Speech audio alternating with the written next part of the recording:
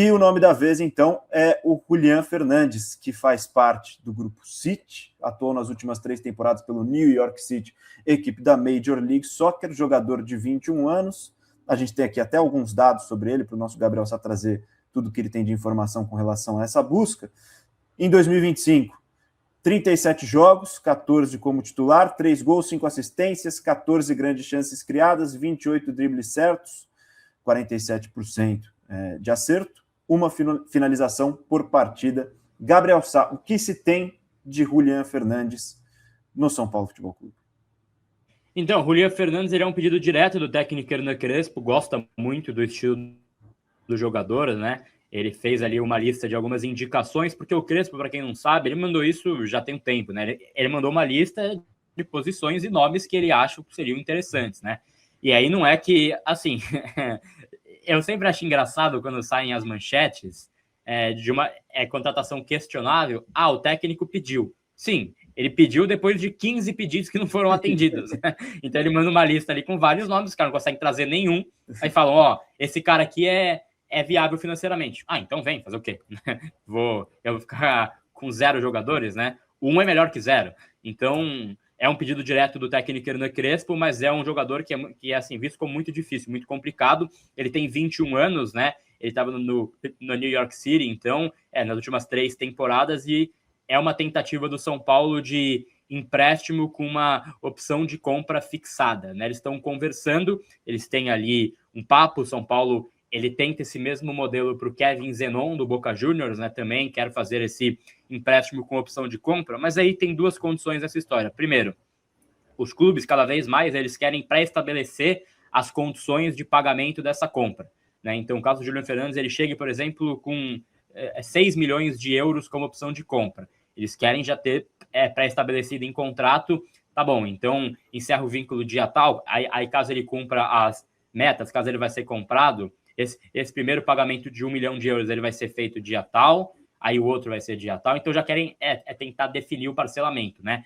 Isso vira uma dificuldade para o São Paulo. O caso do Zenon, por exemplo, no Boca Juniors, o Boca quer uma compensação financeira pelo empréstimo. Então o Boca quer ali cerca de $1 milhão para o São Paulo pagar pelo ato do empréstimo, mais a opção de compra, que seria um passe fixado. Então eles estão conversando pelo Julián Fernandes, mas ontem escutei que ainda não está formalizada essa oferta, é só uma conversa ainda informal, e que é um jogador que eles enxergam como difícil, porque tem outras possibilidades, e aí o São Paulo na caneta, né, na grana, vai ser difícil competir. Ele fez 3 gols e 5 assistências, 14 jogos como titular, e tem ali esses números que estão na tela. Assim, joga uma liga muito mais calma, né? Muito mais tranquila. Não quer, talvez, tanto agito para a vida profissional aos 21 anos e agora pode voltar aí para um mercado um pouco mais competitivo. Tenho pouquíssima opinião formada em relação a esse jogador, Ban. Uma liga muito mais tranquila, a Major League Soccer, né? Tanto que o Messi está lá para terminar a carreira, para jogar com os parceiros dele, sem pressão e tudo certo. Rai Monteiro, você que é um xarope, que acompanha o campeonato da Estônia num dia, depois a Liga de Gabão no outro, da Major League Soccer, você tem algum hábito de acompanhar? Sabe dizer alguma coisa do Julián Fernandes? Que isso, hein? Você é muito conhecedor, Rai. Você é um cara que eu admiro. O que você tem para falar, então, de Julián Fernandes? Em outros assuntos eu posso até decepcionar, Boni, mas no papo da bola eu me garanto um pouco mais. Manda bem. Outros assuntos, de fato, às vezes passa batido uma coisa ou outra, são muitas coisas para acompanhar, mas na bola, jogo, dentro das 4 linhas, que é o que eu gosto de falar, eu conheço mais. Cara, o Julián Fernandes, ele foi revelado num momento em que o Vélez revelou muitos jogadores de qualidade, né? 2020, 2021, foi feito um trabalho lá com o Heinze, que é um técnico muito interessante, né? Ex-zagueiro, tá, aquele cabeludo, jogava na zaga. Ele é um técnico bem interessante, um cara de ideias pouco flexíveis, e isso muitas vezes inviabiliza uma sequência muito grande dele em outros clubes, né? Mas ele fez um trabalho muito bom de base no Vélez, revelando jogadores como Thiago Almada, por exemplo, né? E o Julián Fernandes foi um que saiu daquela safra e foi comprado, como você disse, pelo Grupo City para jogar lá na MLS, no New York FC. O New York FC, na temporada passada, ele foi até a final da conferência dele, né? A a MLS é mais ou menos parecida com a NBA, para quem acompanha, né? Tem os caminhos ali das conferências e depois tem lá na frente a final. A final desse ano foi Inter Miami, o time do Messi, contra o Vancouver, que é uma equipe, como diz o próprio nome, do Canadá, que joga o Thomas Miller e tal. E o New York FC foi até a fase anterior a essa, né? A final da conferência contra o Inter Miami, e acabou perdendo. Nesses jogos das finais, o Julián Fernandes até não jogou. No New York FC, invariavelmente ele foi um cara aberto pelo lado direito, não especificamente um ponta, mais um meio-campista, né? Que vinha do lado para dentro em alguns momentos. Acho que, assim, do ponto de vista do posicionamento em campo, é isso que dá para entender dele. Não é uma liga competitiva, concordo aí com a avaliação do Gabi, até o Francisco brincou aí que a MLS é muito leite de soja. Eu, de fato, também não gosto do nível de jogo, do nível de enfrentamento. É um futebol que não desenvolve, para mim, o jogador jovem, que ainda é um pouco o caso dele, né? Um cara de 21 anos, ele está ainda no processo de formação. Quando ele surgiu lá, muito jovem no Vélez, e teve alguns minutos, ele tinha 17, 18 anos. São 4 temporadas, né? Essa é a 4ª, se ele começar, jogando no New York FC. Cara, é um jogador com potencial. É um jogador com potencial para ser, como se diz, desenvolvido. Para ser desenvolvido, se ele for, de fato, contratado.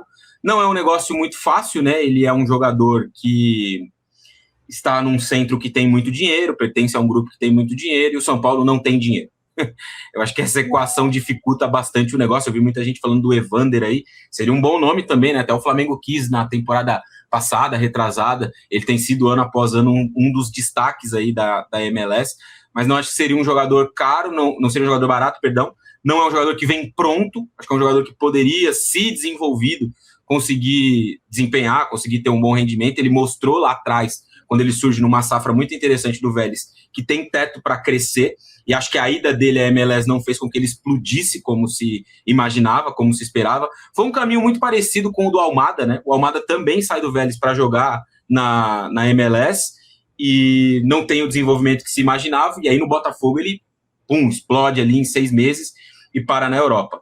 Acho que é um negócio interessante, mas se fosse assim, colocar numa categoria de jogador, é aquele jogador promissor. E eu não sei se é isso que o São Paulo precisa hoje, sabe? Jogador promissor que venha para se desenvolver e talvez ali na frente ter um rendimento. Não sei se é exatamente isso que o clube precisa. Do ponto de vista de características, eu acho que é interessante pensar em variações, pois, como disse aqui na transmissão do jogo de domingo, o São Paulo precisa de uma forma nova de jogar, cara. O São Paulo precisa de uma forma nova de jogar, não dá para ficar jogando do mesmo jeito sempre. O São Paulo está sendo muito previsível, é um time com pouca capacidade de variação nos últimos tempos, e que não tem conseguido ter bom rendimento.